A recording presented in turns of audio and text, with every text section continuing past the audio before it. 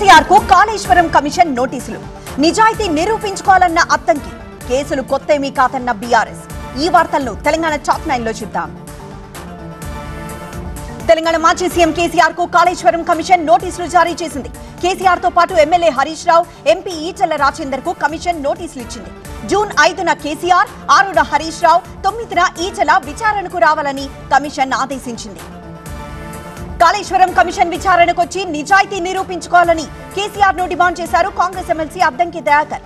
BJP MP Etela కూడా ఇందులో ఉన్నారని, దీనిపై ఆ పార్టీ ఏం సమాధానం చెబుతుందని ప్రశ్నించారు. కేసులకు భయపడబోమన్నారు బీఆర్ఎస్ ఎమ్మెల్యే వివేకానంద గౌడ్.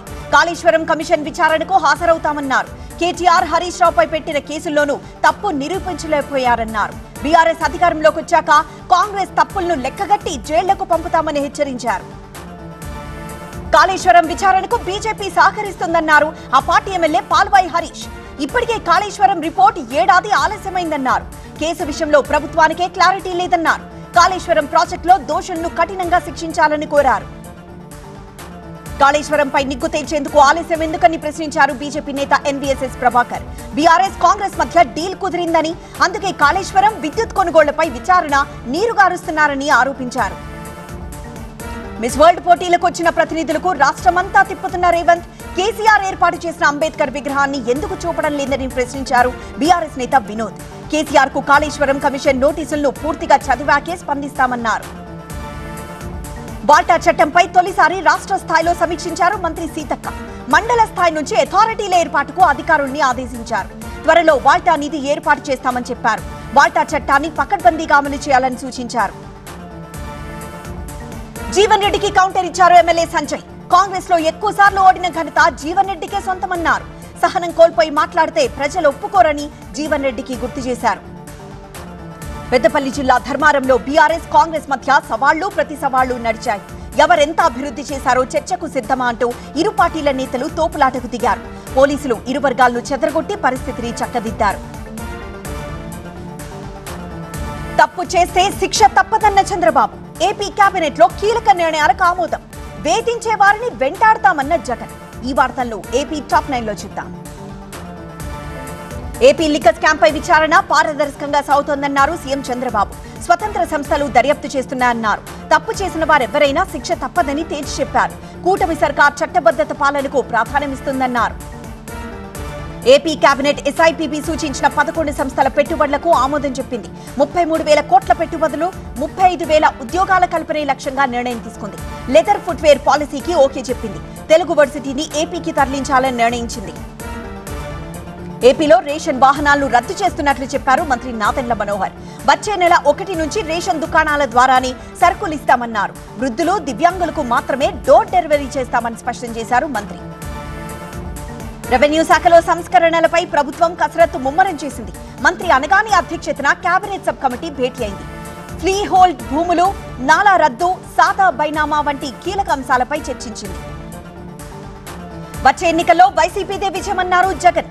కార్యకర్తలపై కేసుల తీరు చూస్తుంటే కడుపు తరుక్కుపోతోందన్నారు. కార్యకర్తలు వేధిస్తున్న వారికి సినిమా చూపిస్తామన్నారు. రిటైర్ అయినా, దేశం విడిచి వెళ్లినా బదిలే ప్రసక్తే లేదని తేల్చి చెప్పారు. అవినీతికి పాల్పడిన జగన్ కు జైలు తప్పదన్నారు టీడీపీ నేత యనమల.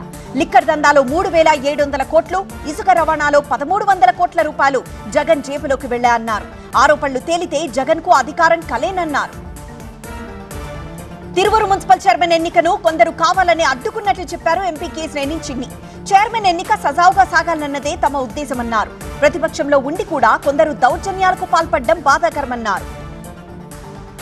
మున్సిపల్ ఎన్నికల్లో అధికార పార్టీ అరాచకాలు పెరిగాయన్నారు వైసీపీ నేత దేవినేని అవినాష్. తాము అధికారంలోకి వచ్చాక దాడులకు తెగబడే వారిని వదలబోమని హెచ్చరించారు. కౌన్సిలర్లకు రక్షణ కల్పించాలని ఎన్నికల సంఘాన్ని కోరినట్లు చెప్పారు.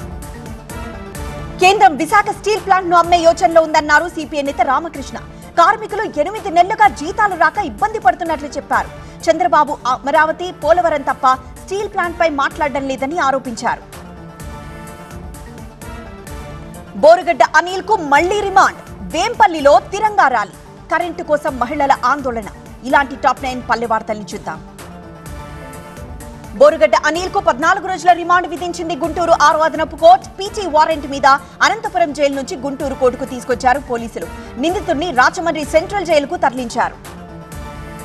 కడప జిల్లా వేంపల్లిలో బీజేపీ తిరంగా ర్యాలీ చేపట్టింది. ఆపరేషన్ సింధూర్ సక్సెస్ పట్ల హర్షం వ్యక్తం చేశారు. పార్టీలకు అతీతంగా జనం పాల్గొన్నారు. మురళీ నాయక్ అమర్ రహే అంటూ నినాదాలు చేశారు. దేశభక్తి నినాదాలు మారుమోగాయి. 10 ఏళ్ల బీఆర్ఎస్ పాలనలో ప్రగతి కుంటుపడిందని విమర్శించారు మెదక్ ఎమ్మెల్యే మైనంపల్లి రోహిత్రావు. కాంగ్రెస్ ప్రభుత్వం ఏర్పడిన ఏడాదిలో ఎన్నో అభివృద్ధి పనులు చేపట్టామన్నారు. మెదక్ నియోజకవర్గాన్ని అన్ని రంగాల్లో తీర్చిదిద్దుతున్నామని చెప్పారు. నిజాంపేటలో పర్యటించారు ఎమ్మెల్యే. నంద్యాల జిల్లా రుద్రవరం ఎలక్ట్రికల్ ఏడీ రవికాంత్ భార్య హిమబిందు లాకర్ ఓపెన్ చేశారు ఏసీబీ అధికారులు. లాకర్లో 2.820 కేజీల బంగారాన్ని గుర్తించారు. రైతు పొలంలో ట్రాన్స్ఫార్మర్ కోసం 30,000 లంచం తీసుకుంటూ ఏసీబీకి పట్టుబడ్డాడు రవికాంత్.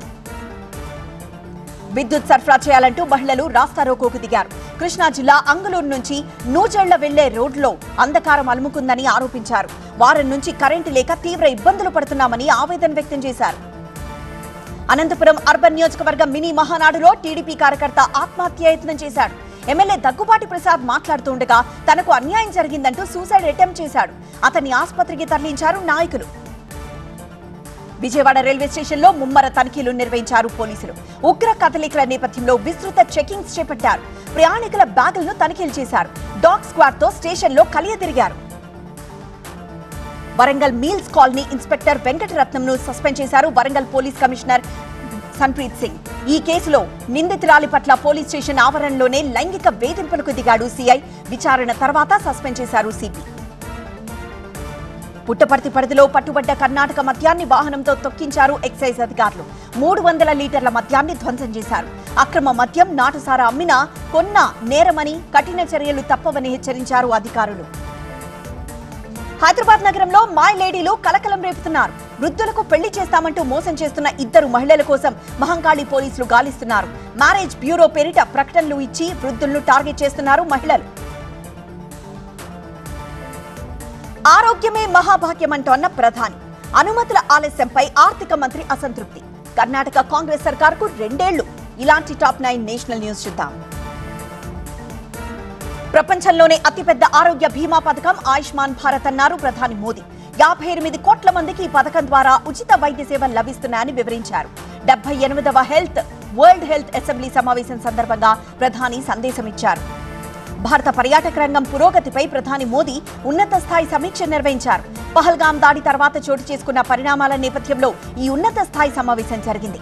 కేంద్ర మంత్రులు గజేంద్ర సింగ్ షెకావత్, సురేష్ గోపి పాల్గొన్నారు. జమ్మూ కశ్మీర్లో భద్రతపై హై లెవెల్ మీటింగ్ జరిగింది. లెఫ్టినెంట్ గవర్నర్ మనోజ్ సిన్హా అధ్యక్షతన జరిగిన సమావేశానికి ఆర్మీ, పోలీస్, ఐబీ ఉన్నతాధికారులు హాజరయ్యారు. పహల్గాం దాడి తర్వాత పరిణామాలపై సమావేశంలో సమీక్షించారు. అనుమతుల ఆలస్యం సంస్థల ఏర్పాటుకు అడ్డంకిగా మారుతోందని ఆందోళన వ్యక్తం చేశారు కేంద్ర ఆర్థిక మంత్రి నిర్మలా సీతారామన్. చట్టబద్దమైన అనుమతుల ప్రక్రియలో జాప్యం జరుగుతోందన్నారు. Delhi competition commission of India వార్షికోత్సవంలో ప్రసంగించారు. కర్ణాటక కాంగ్రెస్ సర్కార్ 2 ఏళ్లు పూర్తి చేసుకుంది. విజయనగర్లో సమర్పణి సంకల్ప పేరుతో కాంగ్రెస్ ర్యాలీ నిర్వహించింది. లోక్సభ విపక్ష నేత రాహుల్ ర్యాలీకి హాజరయ్యారు. రాహుల్ కు CM Siddaramaiah, deputy CM DK స్వాగతం పలికారు. బెంగళూరు గోల్డ్ స్మగ్లింగ్ కేసు మరో మలుపు తిరిగింది. స్మగ్లింగ్ కేసులో నటి రన్యారావుకు బెంగళూరు కోర్టు బెయిల్ మంజూరు చేసింది. స్మగ్లింగ్ నిరోధక చట్టం కింద మరో కేసు నమోదు కావడంతో ఆమె జైల్లోనే ఉంచారు. వక్ఫ్ సవరణ చట్టంపై సుప్రీంకోర్టులో వాడివేడిగా వాదనలు జరిగాయి. వక్ఫ్ చట్టాన్ని సవాల్ చేస్తూ దాఖలైన పిటిషన్లపై కపిల్ సిబాల్ వాదనలు వినిపించారు. చట్టంపై మధ్యంతర స్టే విధించాలని సిబాల్ కోరారు. స్టే విధించడానికి బలమైన కారణాలు ఉండాలన్నారు సీజేఐ. విచారణ రేపటికి వాయిదా పడింది. మే 8న తర్వాత అటారీ సరిహద్దులో ఆపేసిన బీటింగ్ రిట్రీట్ తిరిగి ప్రారంభించారు. ఈ రోజు ప్రత్యేకంగా మీడియాను అనుమతించారు. రేపటి నుంచి సాధారణ ప్రజలకు అనుమతి ఉంటుంది. పాక్ వైపు గేట్లను తెరవరు. ఉత్తరాఖండ్లో కొండ చర్యలు విరిగిపడ్డాయి. కైలాస్, మానస సరోవర్ యాత్ర మార్గంలో అవి విరిగిపడడంతో వందలాది యాత్రికులు చిక్కుకుపోయారు. వారితో పాటు స్థానికులు కూడా ఉన్నారు. ఎలాంటి ప్రాణ నష్టం జరగలేదు. ఆపరేషన్ సింధూర్ చుట్టూ పొలిటికల్ హీట్. మరో ఘనత సాధించిన కాశీరంగా ఖడ్గమృగాల పార్క్. లక్నోలో రాజ్నాథ్ పర్యటన. ఇలాంటి టాప్ 9 మెట్రో న్యూస్ చూద్దాం. ఆపరేషన్ సింధూర్ చుట్టూ పొలిటికల్ హై డ్రామా కొనసాగుతోంది. పాకిస్తాన్ భాషలో రాహుల్ మాట్లాడుతున్నారని ఎద్దేవా చేశారు BJP social media head Amit Malviya. Bharat ఎన్ని ఫైటర్ జెట్లను కోల్పోయిందో చెప్పాలంటున్న రాహుల్ పాక్ ఎన్ని జెట్లను కోల్పోయింది అని అడగట్లేదన్నారు. ఆపరేషన్ సింధూర్ ఘన విజయం తర్వాత తొలిసారి తన నియోజకవర్గం లక్నో వచ్చిన రక్షణ మంత్రి రాజ్నాథ్ సింగ్ కు ఘన స్వాగతం లభించింది. పెద్ద సంఖ్యలో ఎయిర్పోర్ట్ దగ్గరకు బీజేపీ కార్యకర్తలు అనుచరులు తరలివచ్చారు. జమ్మూ గందేర్బల్ భీర్ భవానీ ఆలయాన్ని జమ్మూ కశ్మీర్ ముఖ్యమంత్రి ఒమర్ అబ్దుల్లా సందర్శించారు. అమ్మవారికి తర్పణ వదిలి పూజ చేశారు.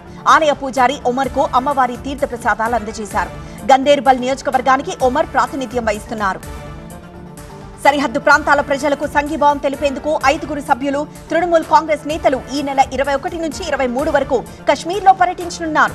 ఈ పర్యటనలో టీఎంసీ నేతలు స్థానికులతో పాటు బాధిత కుటుంబాలను కలుసుకుంటారు. హర్యానా భివానీలో అక్రమంగా నివసిస్తున్న బంగ్లాదేశీయుల ఏరువేత చేపట్టారు. గుర్తింపు కార్డులు పరిశీలించారు. వీరిలో 10 మంది అనుమానితులను గుర్తించారు. రాజస్థాన్లోని పాలి, టోంక్ సహా 7 జిల్లా కలెక్టర్లను పేల్చేస్తామని ఈమెయిల్ ద్వారా బెదిరింపొచ్చింది. దీంతో కలెక్టరేట్లను ఖాళీ చేయించి ఆ ప్రాంగణంలో తనిఖీలు చేపట్టారు. ఈమెయిల్ ఎక్కడి నుంచి వచ్చింది అనే దానిపై సైబర్ నిపుణులు దర్యాప్తు చేస్తున్నారు. పశ్చిమ బెంగాల్ దినాజ్పూర్ సమీపంలో గైసెల్ స్టేషన్ దగ్గర సిలిగుడి నుంచి రాధికాపూర్ వెళ్తున్న డిఎంయు రైల్ ఇంజిన్ మంటల్లో చిక్కుకుంది. వెంటనే రైలు ఆపేయడంతో ప్రయాణికులందరూ దిగిపోయారు. ఫైర్ సిబ్బంది సకాలంలో చేరుకుని మంటలు ఆర్పేశారు. అసోంలోని కాశీరంగా ఖడ్గమృగాల పార్క్ అత్యధిక సంఖ్యలో పర్యాటకులు వచ్చిన 3వ జాతీయ పార్క్ హోదా సాధించింది. ఇక్కడ పర్యాటకుల సందడి జోరుగా కనిపిస్తోంది. ఈ సీజన్లో 4.5 లక్షల మంది ఈ పార్క్ ని సందర్శించారు. యూపీ ప్రయాగ్రాజ్లోని శయన హనుమాన్ను దర్శించుకునేందుకు భక్తులు బారులు తీరారు. ఆలయ ప్రాంగణంలో దీపాలు వెలిగించి హనుమాన్ చాలీసా పఠించారు. జ్యేష్ఠ్య మాసంలో ప్రతి మంగళవారాన్ని ఇక్కడ పెద్ద మంగళవారంగా ప్రత్యేకంగా ఆరాధిస్తారు. పెళ్లి పేరుతో 25 మందిని మోసం చేసిందో మహిళ. అత్తారింట్లో నాటకమాడుతూ ఆస్తులు, నగదు రహస్యాలను తెలుసుకునేది. అందరి మెప్పు పొందాక తన గ్యాంగ్ సాయంతో నగదు, డబ్బుతో పరారయ్యేది. రాజస్థాన్ మాధోపూర్ పోలీసులు నిందితురాల్ని ఎట్టకేలకు పట్టుకున్నారు. ఐపీఎల్ మ్యాచ్ల వేదికలు మారాయి. అహ్మదాబాద్ స్టేడియంలో ఐపీఎల్ ఫైనల్ మ్యాచ్ జరగనుంది. చండీగఢ్ లో క్వాలిఫైర్ 1 ఎలిమినేటర్ మ్యాచ్ లో, అహ్మదాబాద్ లో క్వాలిఫైర్ 2 తో పాటు ఫైనల్ మ్యాచ్ జరగనుంది. బెంగళూరులో వర్షం కారణంగా వేదికలు మారాయి. Lucknow Super Giants spin bowler Digvesh రాఠీపై బీసీసీఐ ఒక మ్యాచ్ నిషేధం విధించింది. సన్ రైజర్స్ హైదరాబాద్ తో జరిగిన మ్యాచ్ లో అభిషేక్ శర్మతో వాగ్వాదానికి దిగడమే దీనికి కారణం. నైరుతి రుతుపవనాలు మరో 4-5 రోజుల్లో కేరళను తాకనున్నాయని భారత వాతావరణ విభాగం వెల్లడించింది. ప్రస్తుతం శ్రీలంక, అండమాన్లో విస్తరించాయి. అత్యంత త్వరగా కేరళను తాకే అవకాశం కనిపిస్తోందని ఐఎండీ తెలిపింది.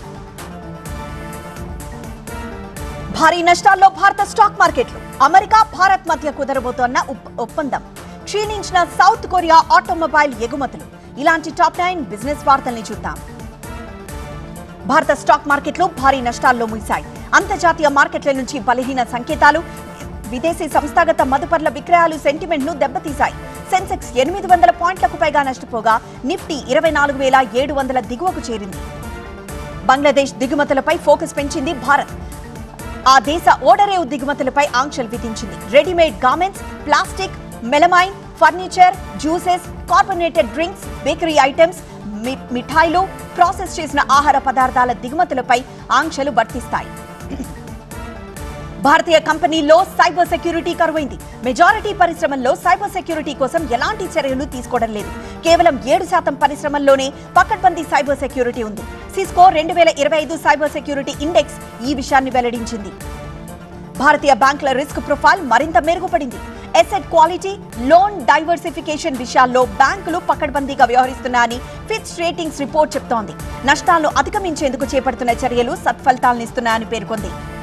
ఉత్తరప్రదేశ్ ప్రభుత్వం మరో రికార్డును సొంతం చేసుకుంది. 24 గంటల్లోనే 10 కిలోమీటర్ల క్రాష్ బారియర్తో పాటు 34.24 కిలోమీటర్ల కాంక్రీట్ రోడ్ నిర్మాణాన్ని చేపట్టింది. Golden book of world records లో చోటు దక్కించుకుంది. యాపిల్ సప్లయర్ ఫాక్స్కాన్ భారత్ లో పెట్టుబడులకు రెడీ అయింది. ఇండియాలో $1.5 బిలియన్ పెట్టుబడి పెట్టనుంది. చైనా నుంచి వీలైనంత మేర మ్యానుఫ్యాక్చరింగ్ ను తరలించాలని భావిస్తోంది ఫాక్స్కాన్. చైనాకు ప్రత్యామ్నాయంగా భారత్ ను చూస్తోంది. మ్యూచువల్ ఫండ్ పెట్టుబడుల విషయంలో భారత మహిళలు జోరు చూపిస్తున్నారు. మార్చి 2025 నాటికి ఫండ్ పరిశ్రమలో మొత్తం వ్యక్తిగత పెట్టుబడిదారులు 5.34 కోట్ల మంది ఉండగా వీరిలో 1.38 కోట్ల మంది మహిళలే ఉన్నారు. మొత్తం పెట్టుబడిదారుల్లో వీరి వాటా 26% సమానం.